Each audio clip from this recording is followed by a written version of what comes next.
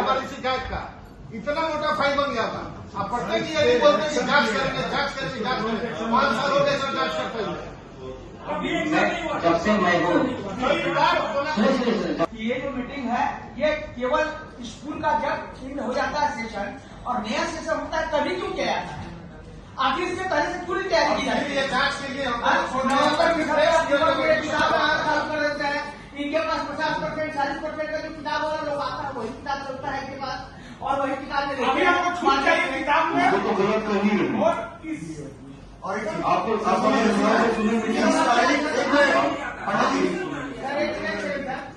जो पब्लिकेशन हुआ उसमें हम अभिभावकों को छूट चाहिए कि जो अभी बुक बिक रहा है कम से कम छूट दिया जाए। सुनिए ना, वो अब फीस पे रोक लगे कि अभी बोलते ना जी, अध्यक्ष थे। इस पर तो सुनिए ना, इस पर तो बात करिए, ये लोग नहीं सुनिए।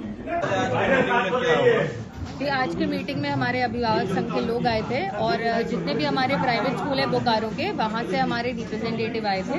हम लोगों ने एक वार्ता करने का प्रयास किया था कि जो अभिभावक की मुश्किलें हैं, समस्याएं हैं, वो हमें बताएं यहाँ पे और हमारे माध्यम से हम लोग स्कूल से डिस्कस करें। तो एक अच्छा हेल्दी डिस्कशन हुआ है कि क्या उनकी प्रॉब्लम है, स्कूल की तरफ से क्या निर्णय लिए जा सकते हैं आगे।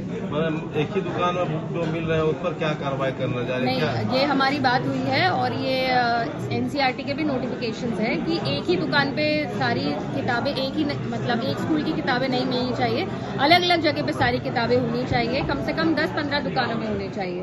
तो ये NCERT का नोटिफिकेशन है कि 1 to 8 क्लास तक स्कूल अपने सप्लीमेंट्री बुक्स जो हैं वो रख सकते हैं। सिर्फ NCERT किताबें लेने का जरूरत नहीं है। स्ट्रांगली एडवाइस है अगर NCERT की इस्तेमाल करें, पर नहीं तो सप्लीमेंट्री भी कर सकते हैं।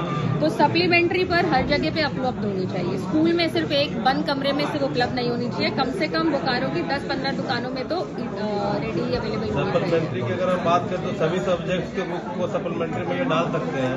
1 to 8 के लिए सप्लीमेंट्री रखा जा सकता है, बस उसके अंदर 2 प्रिंसिपल्स है, NCF-FS और NCF-XC।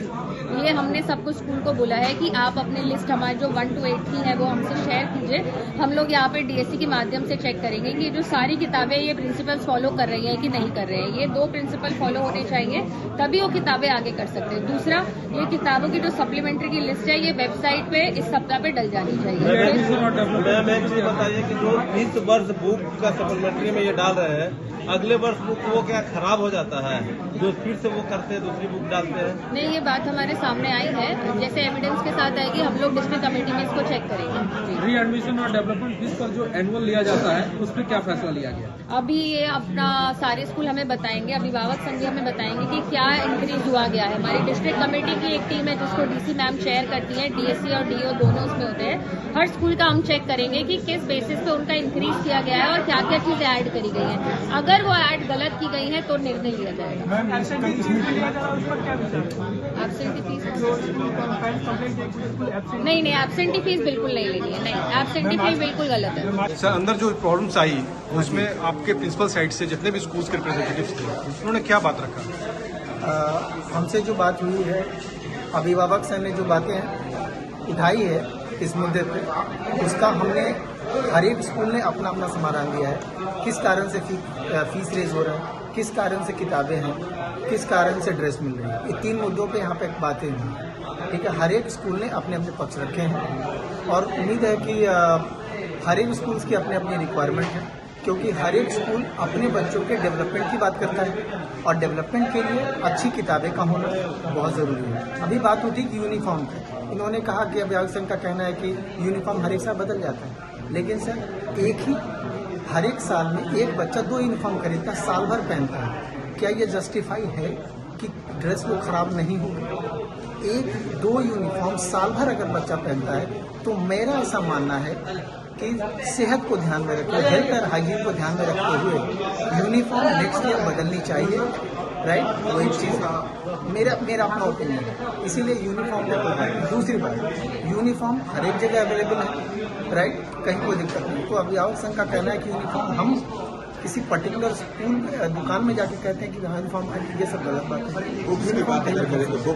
मैंने तो अपनी बातें कही कि हमारी किताबें जो है डीपीएस की बुक्स जो है वो आप फ्लिपकार्ट अमेजोन में जाइए, वहाँ बुक्स मिलेंगी।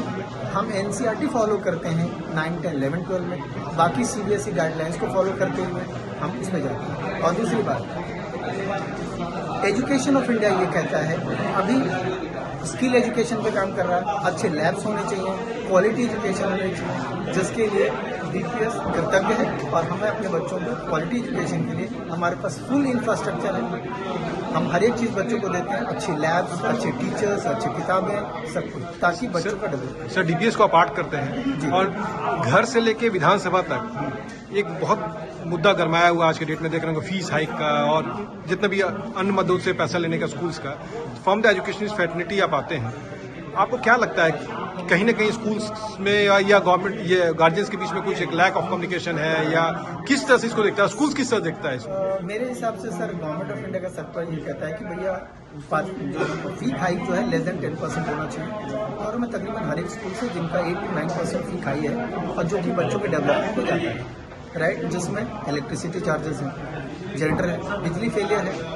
अगर आप बच्चों को अगर बच्चे क्लास में पढ़ रहे हैं तो साइंस चलनी चाहिए, और आप तो जान रहे हो पेट्रोल डीजल जिस तरह से हाइक हो रही है रेट्स, उस हिसाब से तो डेवलपमेंट फीस है, कंप्यूटर लैब्स है, इंटरनेट फैसिलिटीज है जो बच्चों को प्रोवाइड करिए। रीएडमिशन कहाँ तक justified? Sir readmission is not justified नहीं है sir, actually readmission is just development. अब सर बच्चा एक क्लास में पूरा साल पढ़ रहा है 45, अगले साल बच्चे दूसरे क्लास में उसी के बच्चे आएंगे, तो क्या उसी क्लास में डेस्क और टेबल को पेंट करने की जरूरत नहीं, फैन को क्लियर करने की जरूरत नहीं, उस पर ऑयलिंग और ग्रीसिंग करने की जरूरत नहीं है। स्कूल्स में थोड़ा सा नीट एंड क्लीनलीनेस, अच्छे टाइल्स, अच्छे व्यवस्था की भी जरूरत नहीं है, जिसके लिए सर आपको नहीं लगता कि ये तो आपका इंडिविजुअल है, एज ए जेनरिक आप भी एक पेरेंट है, आपको लगता है हर स्कूल ये करता होगा? मेरे हिसाब से हर एक स्कूल को करना चाहिए, और तो फिर ताकि हेल्थ और हाइजीन का ख्याल रखा जाए, क्योंकि हेल्थ और हाइजीन हमारे बच्चों के लिए आज के प्राइम कंसर्न है। बच्चे अगर स्वस्थ रहेंगे, सुरक्षित रहेंगे, तभी हमारा देश उन्नति करेगा, प्रगति करेगा। एज ए अभिभावक आप आए यहाँ मीटिंग में, क्या रहा मीटिंग में, क्या आपने शिकायतें दर्ज की, क्या हुआ तो बताएंगे?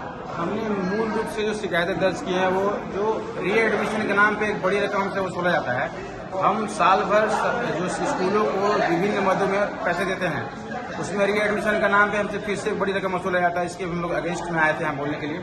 हम लोग अभी इस बात से भी है कि आप पाठ्यक्रम को बदल दे रहे हैं हर साल आपको पाठ्यक्रम नहीं बदलना चाहिए कि आप जो है एक चैप्टर बदलता है और पूरा का पूरा विषय बदलता नहीं है। जब सरकार केंद्र सरकार जो है ऐसा कोई निर्देश दे नहीं रही है पाठ्यक्रम को बदलने का, तो स्कूल को अवसर किसने दिया कि आप जो है जब मन तब पाठ्यक्रम बदलिए। तो हम लोग पाठ्यक्रम को बदलने के अगेंस्ट में है। उससे बदलने से क्या हो रहा है ना कि किताब का मूल्य जो है वो 400-500 रुपये है, तो 400-500 रुपये हर साल नया देना पड़ रहा है। साथ साथ हम लोग शिकायत कर रहे हैं कि आप प्रत्येक वर्ष जो स्कूल में हम लोग को बोलते हैं कि आप स्कूल का एड्रेस बदलिए, तो एड्रेस बदलने के भी हम लोग इसमें थे। हम लोग यहाँ बात कर रहे हैं इसीलिए आए थे कि जिला प्रशासन को अवगत आने के लिए किस प्रकार की मनमानी चल रही है। एक खास प्रतिष्ठान से किताबों को खरीदने का हम लोग को निर्देश किया जाता है। इसके भी अगेंस्ट बात कर रहे थे कि जब किताब जो है पूरे मार्केट में उपलब्ध होनी चाहिए, एक खास प्रतिष्ठान को लाभ क्यों दिया जाए।